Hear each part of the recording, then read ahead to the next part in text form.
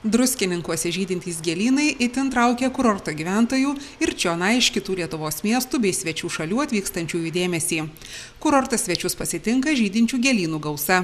Šią vasarą miestelėnų ir kurorto svečių akis ir vėl džiugins ant apšvietimo stulpų pakabinti žydintys vazonai.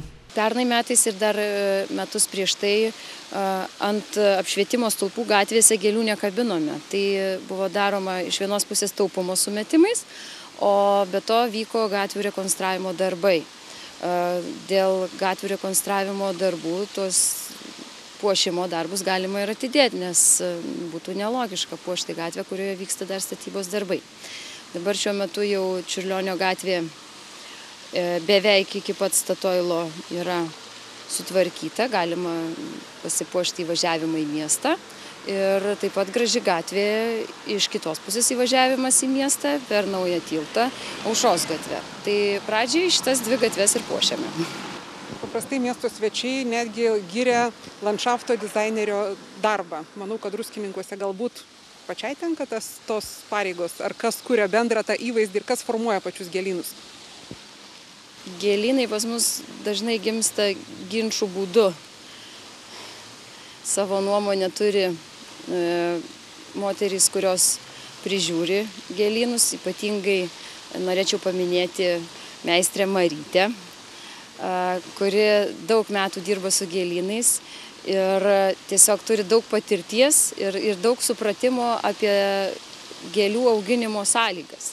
Nes žiūrėdami į gėlynų grožį ne visada pagalvojame, kad bet kokią gražią gėlę įsodinus į tą vietą, jinai ten visiškai netiks dėl to, kad jinai ten neaugs tiesiog. Ją užgoš kiti augalai, jinai iškeps ant saulės arba panašiai nelaimė atsitiks.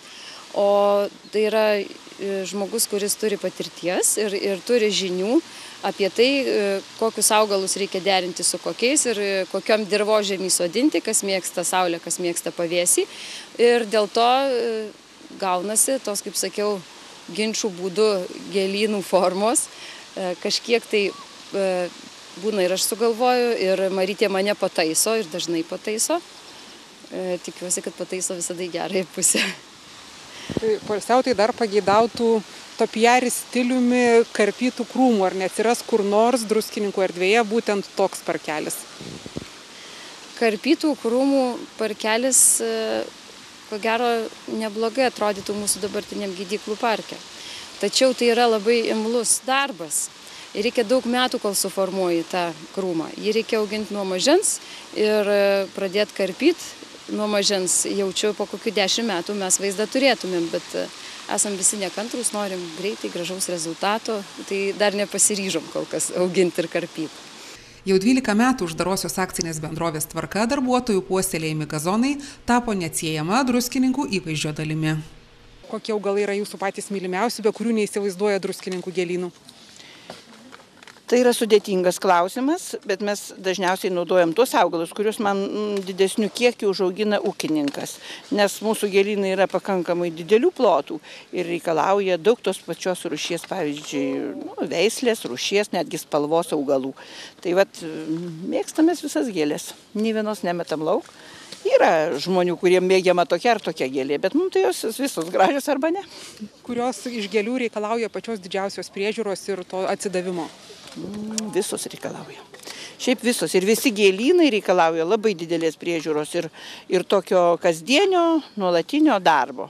Kadangi reikia purenti, reikia lieti, visos gėlės, ko gero, lygiai. Jeigu jinai prižiūrėta, jinai gražiau atrodo.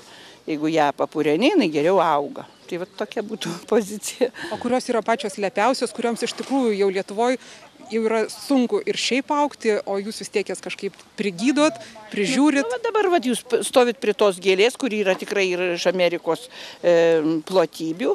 Jis yra lepus augalas ir jie šaltas mūsų kartais tokie rytai šalti. Šaltas aplamai Lietuvos biški klimatas veikia, bet jį kažkaip pabandom ir sėkmingai užauga, nes norisi paįvairinti tą asortimentą paprastų šitų dzūkiškų ar lietuviškų gėlių. Dabar daug yra veislių, kurios yra atkeliavusios jau iš užsienio ir jos yra nepritaikytos mūsų klimatiniam sąlygom. Tai kai kurios nukenčia, bet tiesiog kiekviena Įvairiai, kiekviena įvairiai, sunku pasakyti, nėra tokių, mes bent jau nesodinam tų baisiausiai egzotiškų, kurios labai negyvena mūsų sąlygom. Pastaraisiais metais labai išaugo druskininkų gėlynų plotai. Anksčiau sakydavot, kad pasitaikydavo žmonių, kurie tiesiog piktavališkai eina, sutripia, paima ten gėlytės. O kaip keitėsi žmonių elgesys paskutiniais metais? Žmonių elgesys pasikeitė į gerą pusę, kadangi dabar yra mieste labai daug kamerų, mes visi žinom, ir galbūt tai yra tramdomieji marškiniai žmonėms. Kita pusė, galbūt mes jau šiek tiek ir kultūros pasiekėm tam tikros. Jau gal grožėtis nori, o ne tai, kad tiesiog juos išrauti, numesti. Dabar pasitaiko reti atvejai. Pavieniai, tiesiog tik pavieniai augalai plotais mes dabar nerandam suniokotų. Jau čia kokie 3 metai, kaip jau tas toks bumas praėjo niokojimo. Ir kiek žmonių vienu metu prižiūri tuos druskininkų gėlynus? Šiuo metu turim 14 tokių nuolatinių žmonių, taip, kurie dirba čia mieste. Neskaitant. Būna mažiau, būna šiemet turim tikrai jau daugiausiai, gal žmonių kiekį tokį didesnį. Bet ir darbo ko gero jau daugiausiai. Bet dabar prisidėjo čia gėlynų daug, čia naujų atsivėrė, gydyklų šitam parke labai daug, Panemuniai daug gėlynų prisidėjo. Turim daug plotų. Bendrovės tvarkameistrė Marija Kukauskienė sakė, kad šiemet druskininkų gėlynuose žydės vasariniai jurginai, dailieji šalavijai, surfinijos, serenčiai, pilkosios žilės, lakišiai, sprigės, begonijos, margeniai, žydrūnai ir kitos gėlės. O tai, ar ilgai jo žydės ir puoš miestą, priklausys ir nuo druskininkiečių bei kurorto svečių kultūros.